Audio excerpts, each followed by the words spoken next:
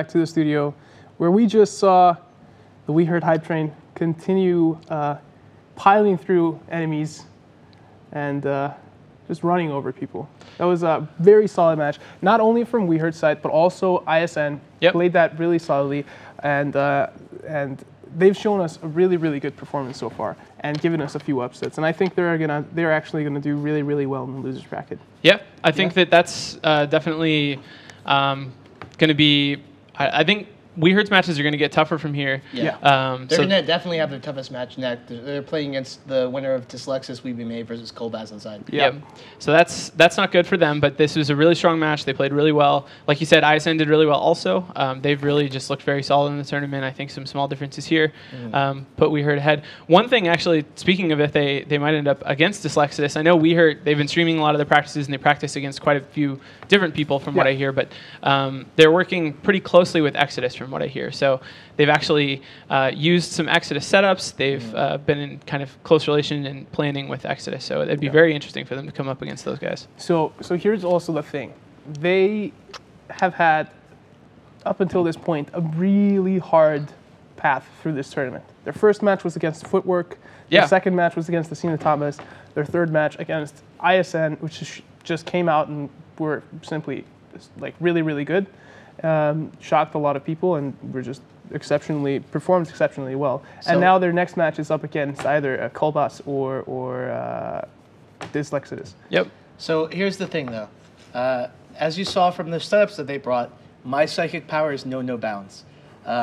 So my psychic powers are telling me like they're not going to win the tournament. Okay, I'm just making this call right now, and that's why I'm not on this train. If this train was going all the way to its destination, I might get on, but I feel like there's going to be a horrendous accident with a lot of derailment and metal. They've given us upsets, and I think they'll continue to give us upsets.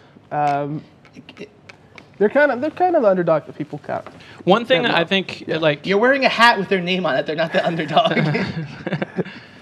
One thing I think it's important about the We Heard team that it's fun to see. I think they have a lot of really good individual pilots. They're people who play a lot solo or in small groups doing this kind of fighting, and it's translating really well. And if they're working with teams with a lot of experience like Exodus to pull in setups, to put them in the right ships at the right times, I am stuck. It's a strong combination. I am stuck in between the two biggest fanboys. We've got loves streamers, loves solo PvP. What is a guy like me to do here? Not all of us love incursions. I'm sorry. Here are a few things that I want to touch upon, like why I think them doing good in this tournament is good for tournaments in general.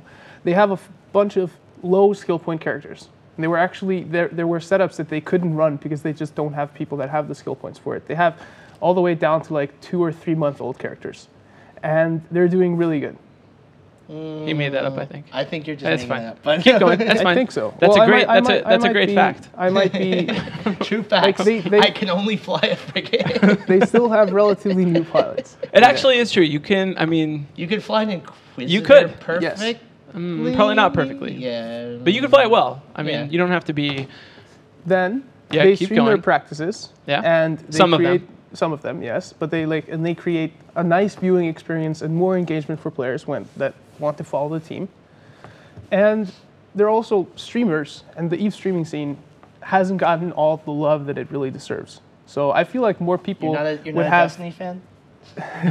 No, I mean more people would have fun watching EVE streams if they gave it a shot, but a lot of people are kind of cynical about the prospect. So this is why I think them doing good is a good thing. And I think this hype train is doing really good.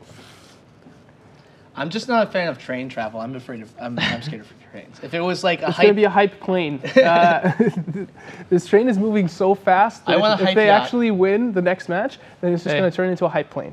Is it like a Transformers train? Yes, it's just going to take off. The Polar Express. You've never seen that movie. What match is next? Yes. Let's go into the next match. Okay. Let's go to the next match, and I'll actually get the bands for that one. I want to actually know what Colbaz inside means. So Colbaz is a thing, obviously. I think Colbaz is a character, or a corp, or something along those lines. Seems to be Valinos, but no, he's shaking his head. He has no idea. Team Colbaz inside. Tell us what is the meaning behind Colbaz inside. Yes. please. What? What? So let's go over the bans here, guys. Let's do that. Dyslexidus BBMA banned the EOS and the Caracal, and Kolbas Inside banned the Gila and the Ishtar.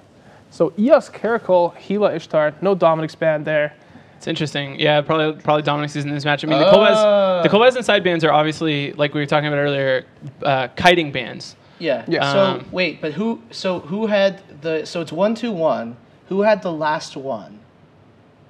Should be Exodus, right? Yes. The last ban was the Ishtar.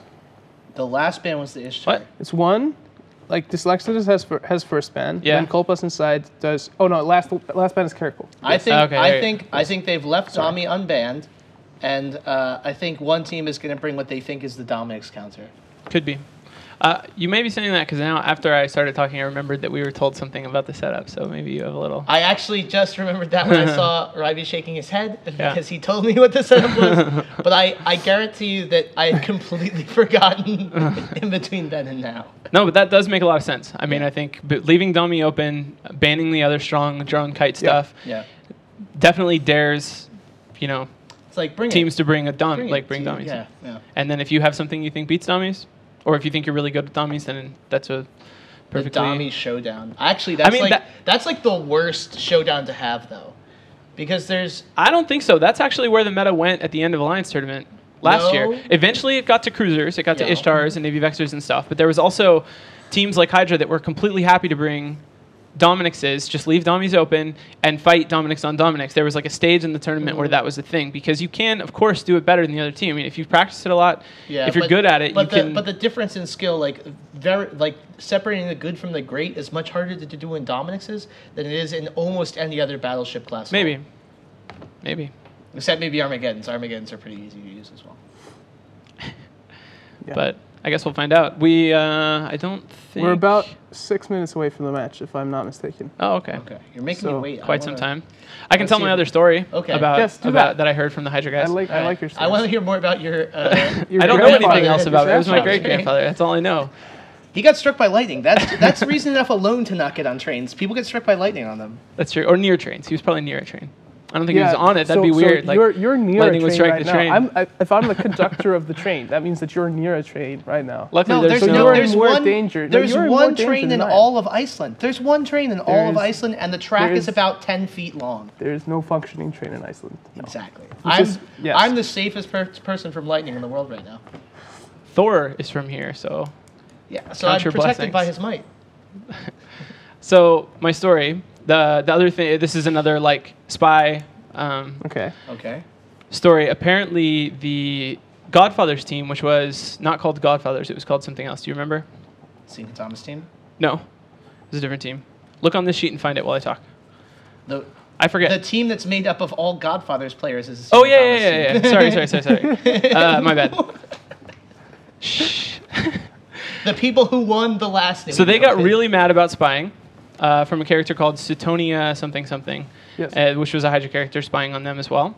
They got really frustrated about it, and so he told them, because they were complaining, Suetonia, who is a spy, told them that he sold their bag of setup to WeHurt, and that's why WeHurt brought Caracals and the Serb in the first match with the Marauder, that it was a direct counter because of selling intel, and that and then the Sinatama team thought that it was CVA doing that because Suetonia's corp history showed that he had been in CVA recently. So they were super mad at CVA, apparently. I don't know. It's the kind of thing that happens. It's interesting. All that metagaming. And, of course, they didn't actually sell the setup. They didn't tell them at all. They just did it to troll, basically. It sounds completely overwhelming. We were just listening during the break to Fozzie talking about what goes into running practices in a way where other people can't see, and spying associated with that. And it's crazy. I mean, they spend hours and hours and hours. He was talking about having a 24-hour, person acting as an alarm for when people come online, just because of the potential that they could get into a wormhole to see the practices. I mean, people are really dedicated to this, to this stuff. So, I like the people who just make it really easy for themselves to set up their practices, but just annoying for everyone else. So they'll put jump clones on all the different ends of space. Yeah, so they have to work really hard. So you have to fly to get to them, and for them it's just oh, today we're practicing here, jump clone. and then somebody has to go all the jumps to get there. I wonder how most of the teams. I imagine most teams are not bothering with wormholes. That a lot of them are just on singularity. Because if you're good enough to use a wormhole, you're good enough that somebody's willing to get into your wormhole to spy on you. Yeah, maybe that is true. Well, Rivy figured out the end game for getting into wormholes. It's easy now, right? Isn't that right, Rivy? CCP, right, Fozzie? He's just mad because he got called Michael Bolton earlier. So, this next match is actually, in my mind, one of the closest matches of today. Yeah, I mean the next. I think all three of the next. Yes. I think you could maybe make the argument that the one following this one, Thingy vs Rampage, is not quite as close, but I'm actually not sure about that. I think it's very close also. I think the one that might be the least close, at least according to public opinion, is the last one, Warlords of the Deep versus Semicolon Drop. But then again, I mean, if this sheet I'm working off of is any, like, to be trusted at all, which of course I didn't gather this intel, but if there's Outbreak, our Russian streamers actually gathered this. Okay, intel. If there's Outbreak, it's supposed Semicolon Drop Tail Leaders are supposed to be Shadow Cartel and Outbreak. Yes. And Outbreak had a close relationship for tons of tournament history with Hydra. Yeah. So it's little Bobby tables. Very close. Little Bobby tables might actually. I mean, they should at least have a shot. Definitely. If it's 5-1 on ETH-bet, I would definitely take. Some people might say that they're really. We have to. I'll talk a little bit about that relationship when you get a little bit closer to the match. But this next match is up. It's Cold Blast Inside versus Dyslexidus We Be May. So predictions, CCP Rise. I'm gonna go with Dyslexidus We Be May. Okay. I'm gonna go with Cold Blast Inside. I am going to agree with Dolan for once and go with Cold Blast Inside, as much as it pains me.